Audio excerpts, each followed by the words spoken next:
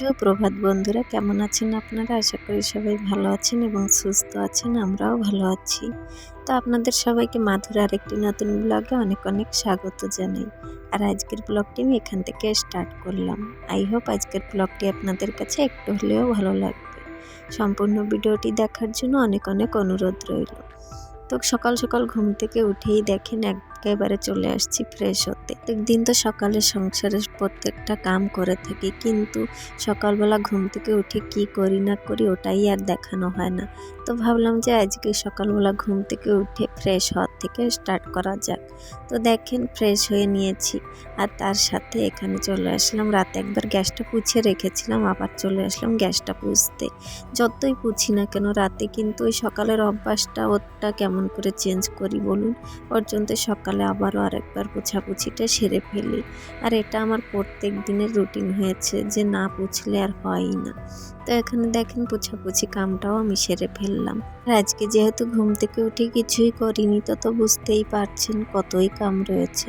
প্রত্যেকটা কামই পড়ে রয়েছে, তো একটা একটা করে সুন্দর করে নেব। আর আজকেও আমি সকাল সকাল উঠেছি, আমাদের বাড়িতে এখনো কেউ উঠিনি, ওরা সবাই শুয়ে রয়েছে। তো এই ফাঁকে এই বাচ্চাটা যখন আমার ছোট, তো ভাবি যে ও শুতে শুতেই আমি সংসার সমস্ত কামগুলো গুছিয়ে করে নেব। আর প্রত্যেক দিনই এটা আমার রুটিন থাকে, বাচ্চাটা ওঠার আগেই আমি সমস্ত কিছু গুছিয়ে করার চেষ্টা করি। না হলে বুঝতে তো পারছেন একা সংসারে বাচ্চাটাও সামলাতে হয়, বাড়িতে আর কেউই নেই। আর বর তো ডিউটি চলে যাবে, ওনার উপরে কিছুই রাখা যায় না। তার জন্য তো আমি উঠতে উঠতেই সমস্ত কিছু সেরে ফেলি। তো এই যে গরম পড়েছে, গরমের ভিতরে বর আর রুটি খেতে চায় না। তো রাতে করেছিলাম ভাত, ওর জন্য তো দেখেন প্রচুর বাসন হয়েছিল। তো সমস্ত বাসন তো মেজে নিয়েছি, এখন চলেন কটা জামা কাপড়ও রয়েছে ওগুলো নেড়ে দিয়ে আসবো। আজকে উঠেছি অনেকই সকালে, দেখবেন একটু সকাল সকাল ঘুম থেকে উঠলে কামগুলো শীঘ্রই করে নেওয়া যায়, একটু এনার্জিও থাকে কাম করার প্রতি। যেদিন একটু দেরিতে উঠবেন দেখবেন কাম করতে ইচ্ছাই হয় না। তো আমি তো প্রত্যেক দিন চেষ্টা করি সকালবেলা একটু শীঘ্রই ওঠার জন্য। আর আমাদের বাড়িতে বাচ্চা রয়েছে, বুঝতে তো পারছেন, ভুল ভবিষ্যৎ মাঝে সাঝে একটু দেরি হয়ে যায়, না হলে প্রায় দিনই সকাল সকাল ওঠার চেষ্টা করি। তো এখানে দেখেন কটা জামা কাপড় ছিল ওগুলো নেড়ে দিলাম। ওই ছেলেটার আর বরের কটা জামা কাপড় ছিল, আমারটা কিছু এখনো ধুইনি, ধোয়ার মতন কিছু ছিল না ওর জন্যতে। তো এই যে এখানে শুয়েছিলাম দেখেন রাতে, এই জায়গাটার থেকে এখন বিছনাটাও তুলে নেব। আর ওরা গিয়ে না ঘরে শুয়ে পড়েছে। এখান থেকে উঠে আমি বলেছি আজকে যেহেতু বৃহস্পতিবার, তো বুঝতেই পারছেন প্রচুর কাম রয়েছে, তো এখানে শুলে তো কিছুই করা যাবে না, ওর জন্য তো বলেছি ঘরে গিয়ে শুতে, ওখানে যে শুয়ে রয়েছে। তো এই যে দেখেন এই বিছনাটা এখান থেকে তুলে ওই বেডে তুলে রাখবো, আবারও রাতে তো এখানেই শুতে হবে ওর জন্যতে। আর এখন গরমের দিন এখানেই শুবো, 1-2 মাস এখানেই শুতে হবে। কেন বলুন তো, ঘরের ভিতরে প্রচণ্ড গরম, ওর জন্যতে বারান্দাতেই শুবো। আজকের এই ভিডিওতে যদি কোনো নতুন বন্ধু থেকে থাকেন তাহলে প্লিজ আমার চ্যানেলটাকে সাবস্ক্রাইব করে দিয়ে আমার পাশে থাকবেন। আর যারা যারা করে দিয়েছেন তাদেরকে অসংখ্য অসংখ্য ধন্যবাদ আমার এই ছোট্ট পরিবারের মেম্বার হওয়ার জন্য। আর চাইলে আপনারা ভিডিওটাকে শেয়ারও করতে পারেন। আর একটা লাইক কমেন্ট অবশ্যই করে দেবেন, আপনাদের একটা লাইক কমেন্ট ভিডিও বানাতে আমাকে অনেক অনেক মোটিভেট করে। তো চলুন এখানে দেখেন বিছনাটাও তুলে নিলাম। কেবল দেখেন রোদটা ভিতরে আসছে, এখনো রোদও উঠছিল না, কেবলই উঠেছে। তার আগে প্রচুর কাম আমি সেরে ফেলেছি। চলেন বিছনাটা আমার তোলা কমপ্লিট, এখন যাব ঝাড়ুটাও মেরে নেব। যেহেতু ওরা ঘরে শুয়েছে তো ঘরটা ঝাড়ু মারবো না, ওটা পরে মেরে নেব। আর ডাস্টিংয়ের কামটাও রয়েছে। তো প্রত্যেকদিন কিছু কিছু কাম আমি তো করে রাখি, আপনারা যারা আমার ব্লগ দেখেন সেটা জানেন। তো আজকেও একটু পরে করব, কেন কি আজকে বৃহস্পতিবার, পোছাপুছি কামটাও রয়েছে। আর বৃহস্পতিবারে পুজোটাও দিতে হয় মাঝামাঝি করে, বুঝতে তো পারছি। আমাদের বাড়ি প্রত্যেক বৃহস্পতিবার আর সোমবার দিনটাই প্রচণ্ড কাম থাকে। কেন বলুন তো, এই দুদিনই ভালো করে পোছাপুছি করে ঘর বাড়ি নিরামিষ খাওয়া দাওয়া হয় বাড়িতে। আর ওদিনই ভালো করে পোছাপুছি করে ঘর দুয়ার তাই পুজোটা দিতে হয়। তার জন্য তো সেদিন একটু কামের চাপটাও বেশি থাকে। তা চলুন এদিকে দেখেন রান্নাঘরটাও ঝাড়ু মেরে নিয়েছি, আর ও ঘরটা পরে মেরে নেব। আমি স্নানটা সেরে যখন বেডটা তুলতে যাব তখন ও ঘরটা একেবারে ডাস্টিংয়ের কামটাও সেরে চলে আসবো। এই যে পুরো একটা মাস হয়েছে ঘরটা ঝাড়াঝাড়ির কাম কিছুই করি না। যে ঝুলগুলো থাকে ওগুলো ঝাড়াঝাড়ি হয় না কিছু। এই চৈত্র মাস ছিল ওর জন্যতে। তো ভাবছি যখন চৈত্র মাস তো যাওয়ার মতন হয়ে এসেছে আর ১-২ দিন বাকি আছে, তো একদিন সময় করে পুরো ঘরটা ঝেড়ে ফেলবো। আর দেখবেন ঝুল থাকলে ঘরটা দেখতেও সুন্দর দেখায় না। পরিপাটি কাম করতে গেলে একটু সবসময় পরিষ্কার করে কাম করতে হয়। আর এই কদিনের জন্য আমার খুব অসুবিধা হয়েছে। এই একটা মাসই পুরো ঝুল ঝাড়াঝাড়ি কিছুই করি না আর ঘরের অবস্থাই নেই। ভাবছি যে কদিন গেলে তারপরে আমি ঘরটা পুরো ঝেড়ে ফেলবো। আর ঝেড়ে পুরো ঘরটাকে সুন্দর করে আরেকবার গুছিয়ে গাছিয়ে সব কিছু নেব। তো চলুন, এখানে দেখুন স্নানটা সেরে চলে আসলাম। এখানে বর যাবে ডিউটি, তো ভাবলাম যে সকালবেলা কিছু রান্না করে দেব। আর সকালবেলা রান্না বলতে এখনো যেহেতু গরমের দিন, টিফিন আমাদের বাড়ি অত একটা কিছু করা হবে না। এখনো সকালবেলা না টিফিনটা খেতে চায় না, ওর জন্য তো ভাবছি যে সকালবেলা গরম ভাত করে দেবো আর তার সাথে কিছু একটু ভাজাভুজি করে দেবো। তো এখানে ভাতটা আমি রান্না করে নিয়েছি, তো এখানে করে দিচ্ছি কুশি ভাজা। আর বাজার থেকে যে শাকটা নিয়ে আসছিলাম আপনাদেরকে তো দেখিয়েছিলাম, ওই শাকটা এখনও রয়েছে ফ্রিজে, ভালো করে রেখে দিয়েছি। তো ওই শাকটা রান্না করে দেব। তো দেখেন এখানে কুশিটা ভালো করে কেটে নিয়েছি, কেটে তেলে একটু জিরে ফোড়ন দিয়েছি আর সাথে হলদি লবণ যা যা থাকে আর কি ওসব দিয়ে এখানে ভালো করে ঢেকে দিয়েছি। আর এত সুন্দর লেগেছিল কুশিটা, না একদম জালি ছিল, খেতে খুব টেস্ট লেগেছিল। তো এখানে কুশি ভাজাটাও করে নিয়েছি, সাথে সেই শাকগুলো নিয়ে আসছিল ওগুলোও ভাজা করে। চলেন, এখানে কুশিটা আমার কমপ্লিট, আর অল্প একটু দিলে তারপরে রান্নাটা আমার হয়ে যাবে। আর একটু ঢাকা দিয়ে রেখে দেবো। তো এই যে প্রত্যেক দিন সকাল হলে মনে মনে ভাবি যে কি এমন করে দেবো বর খেয়ে খুশি হবে আর খেতেও ভালোবাসবে। তো প্রত্যেক দিন সকাল হলে একটা টাস্কের মতন হয়ে আসে, যেমন ছেলেটা তেমন বরের। নিজেকে সব কিছু ত্যাগ করে দিয়ে ওদের খুশির জন্য চেষ্টা করি।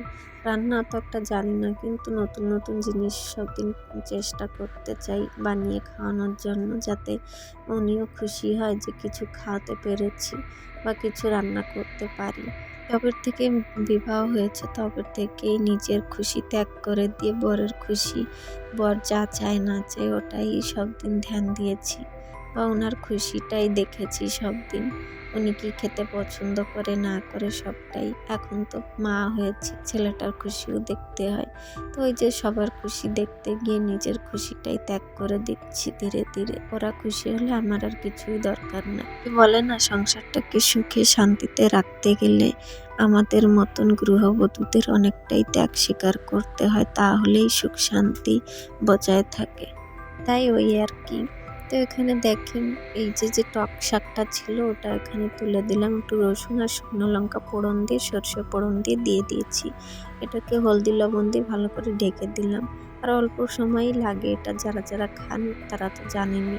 আর শুকনো শুকনো করেই করতে হয়। তো সকালবেলার খাবার এটাই ছিল।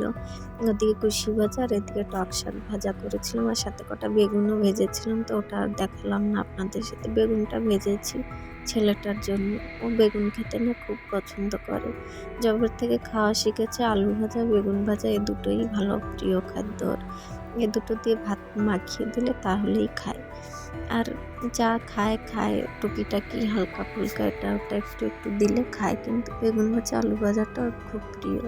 তো এখানে এই যে আমার টক রান্নাটাও কমপ্লিট। তো চলেন দেখাই কি কি রান্না করেছি না করেছি।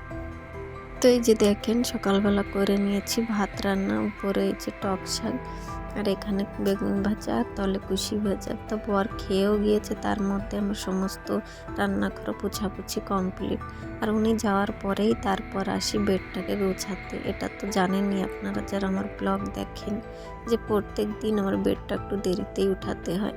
তো এই যে দেখেন বাইরে শুয়েছিল, ওখান থেকে এসে আবার এখানেও শুয়েছিল। তো ওই যে রেগুলার কাম আমার যা থাকে, ডাস্টিংয়ের কাম বা বেডটাকে সুন্দর করে গোছানোর কাম, ওটা তো করেই থাকি। আর দিনে কতবার যে আমার বেড গোছাতে হয় তার কোনো ঠিক ঠিকানা নাই। তো এখানে দেখেন প্রত্যেক দিনের মতন আজকেও ভালো করে বেডটা ঝেড়ে সুন্দর করে টান টান করে পেতে দেবো। কেন কি টান টান বেডশিট দেখতে ভালো লাগে, বেডটাকে আর একটু সুন্দর করে তোলে। তো এখানে চলে আসলাম দেখেন ড্রেসিং টেবিলটাকে পুছতে। আর এই যে সকালবেলা ডাস্টিংয়ের কামটা করলে না, এই কামটা করলে আর একটু সুন্দর দেখা যায়, ঘর বাড়ি চকচক করতে থাকে। যেমন বেডরুমটা, কেউ আসলে দেখবেন আগে বেডরুমটাই দেখে, কি বেডরুমের অবস্থাটা কেমন আছে না আছে। তো সব দিনই টুকিটাকি করে প্রত্যেকটা রুমই পরিষ্কার করি, কিন্তু বেডরুম আমি নিত্য পরিষ্কার করি। কেন কি বেডরুমটা আমি প্রত্যেক দিন, এই রুমটাই আমি রেস্ট করি যতটুকু টাইম পাই।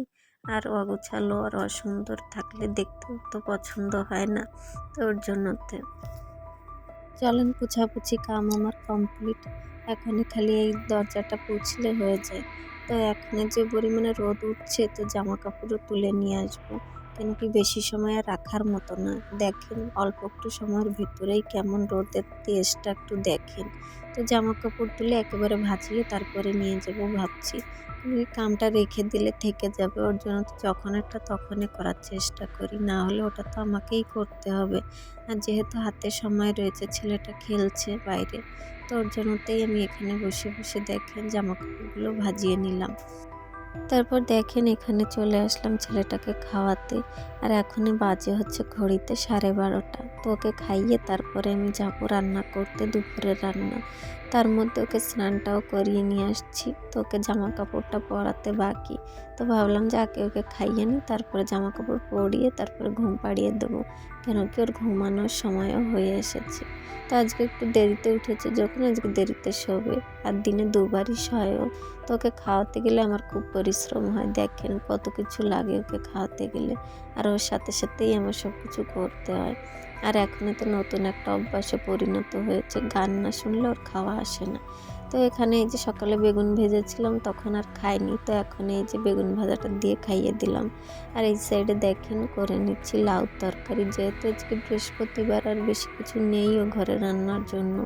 তো লাউ নিয়ে আসছিলো, দেখিয়েছিলাম বাজার থেকে, ওই লাউটা রান্না করছি এখানে। তারপর চলে আসলাম দেখেন এখানে দুপুরের রান্নাটা কমপ্লিট করে ওকে ঘুম পাড়াতে। আর প্রচুর গরম, গরমের জন্য এখানেই ঘুম পাড়িয়ে দেবো। সকালে কিছু কিছু ছিল, আর দুপুরে যা রান্না করেছি ওটা দিয়েই খেয়ে নিয়েছি। তো আজকের ব্লগটি আমি বেশি বড় করলাম না, আশা করছি ভালো লেগেছে।